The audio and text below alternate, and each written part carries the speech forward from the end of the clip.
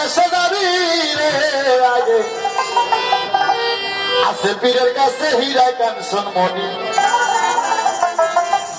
পীরের কাছে হীরা কাঞ্চন মণি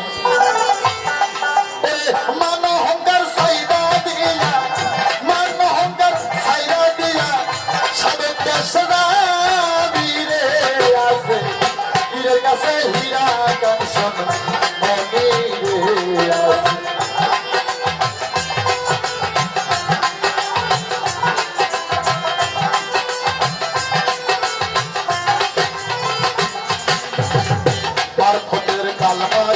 আছে আমি প্রশ্ন করছিলাম না শরীয়তের কালমা লা ইলাহা ইল্লাল্লাহ মুহাম্মদ রাসূলুল্লাহ 70 বছর জপলেও এই কালেমায় কাল হাসরে হাতে হাঙ্কাম লাগাতে পারে এই কালমার যা সিফাত কি বলছে এই কালমার নবীজির বাত কি এই কালমার খানাওয়াকা কি এই কালমার হাকিকত কি তাই মারফতের কালমা খানা পীরের কাছে আছে রানা দিলে তোরে ষোলো আনা অমর হইয়া যাবি ও তুই আরশ কুরসি নে হো কহলে আরশ কুরসি নে হো কলম সামনে দেখতে পাবি রে আছে পীরের কাছে হীরা কাঞ্চন মণি রে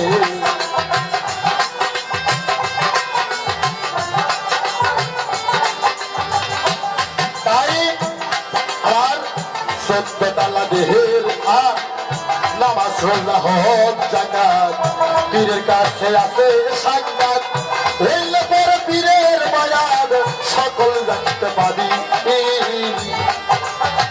নামাজ রোজা হজ যাকাত পীরের কাছে আছে সাক্ষাৎ হইলে পরে পীরের মায়াদ সকল জানতে পাবি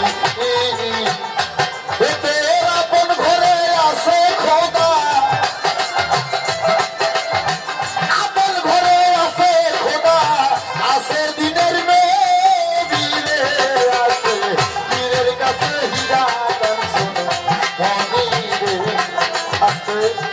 দেহের মধ্যে কোথায় বার ভর জানে বললাম তো আরো শোনো আরো শোনো তুমি আল্লাহ কোরআন শরীফে বলছে মানার উপর নফসাহু ফাকারাত রাব্বাহু তুমি তোমাকে চিনো তারপর আমি রব আমাকে চিনতে পারবো নিজেকে নিজে বাঁচে না বলতো 14,000 বছর ধিস বাইরে কপালত কালো দাগ ফেলাইবা জান্নাত পাইবা না আল্লাহরে পাইবা মানার উপর নফসাহু ফাকারাত রাব্বাহু তুমি তোমাকে চিনো তারপর আমি রব আমাকে চিনতে পারবা তাহলে নিজেকে নিজে চেনার জন্য একজন প্রিয় মুর্শিদের প্রয়োজন তোমার দেহের মধ্যে মারফত দেহের মধ্যে শরীয় তাই নামাজ রোজা হজ যাকাত পীরের কাছে আছে সাক্ষাৎ হইলে পরে পীরের মায়াদ সকল জানতে পারি ওতে আপন ঘরে আছে খোদা আপন ঘরে আছে খোদা আছে দিনের নবী রে আছে পীরের কাছে হীরা কাঞ্চন মণি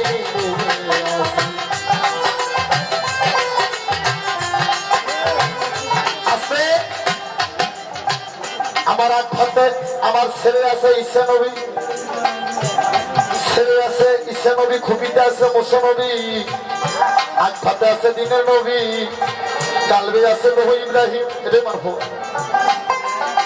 আমার লবসে আল্লাহ লবসে শয়তান রে আর আল্লাহকে যদি চিনতে চাও শয়তানকে যদি ধরতে যাও একজন কামেল পীর মুর্শিদের পক্ষে তোমাকে কলমসি করতে হবে তাই দিল দরিয়া কাবার পাশে শয়ন আল্লাহ বসায় আছে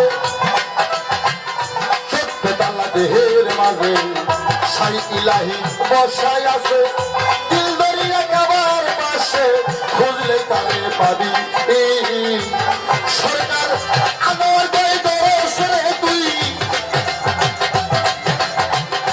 আমার গায়ে দরস রে তুই কাম দেশে কম যাবি রে আছে পীরের কাছে হীরা কাঞ্চন মারফত বলেন না দেহের মধ্যে কোথায় আছে লালন বলছে শত সাধনার বলে আসিয়া মানব বলে ষোলনা দেবী বলে আজ দিনই না বনের পশু ভেড়া ছাগলে বছর দিয়ে একবার বলে তুই নাকি মানুষ করলে সম্মান রাখলি না বছরে 12 যাতে কমাইতে পারো ওঠে মারফত তাই দরিয়া কাবার পাশে স্বয়ং আল্লাহ বসায় আছে, 14 তালা দেহের মাঝে সাইকিলাহি বসায় আছে। দিল দরিয়া কাবার পাশে খুঁজলেই তালে পাবি।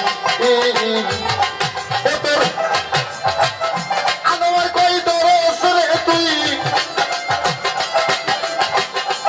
সরকার, আমার কই দরস দাম তুই বাম দেশে বাম যাবি রে আছে। হীরের কাছে হীরা কাঞ্চন মনি রে আছে, হীরের কাছে হীরা কাঞ্চন মনি। ওরে মান অহংকার ছাইরা দিয়া, মান অহংকার ছাইরা দিয়া তুই সাধন দেশে যাবি রে আছে। হীরের কাছে হীরা কাঞ্চন মনি রে আছে, হীরের কাছে রে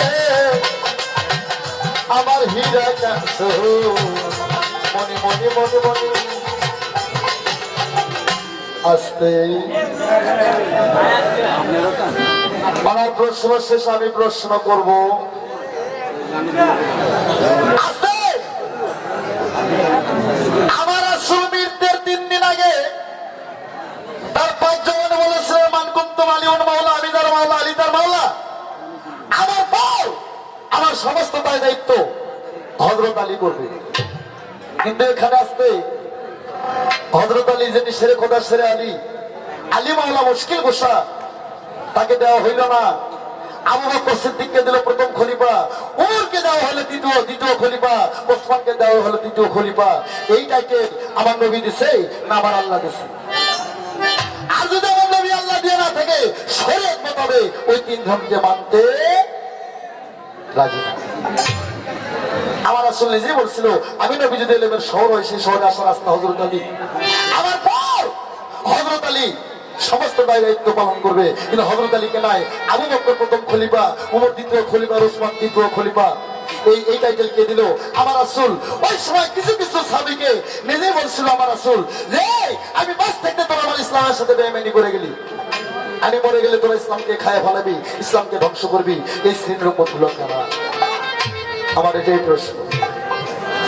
আর একটা প্রশ্ন তোমার কাছে রয়ে যায়, আমার দিনের নবী রে, আমার নবী গো, আস্তে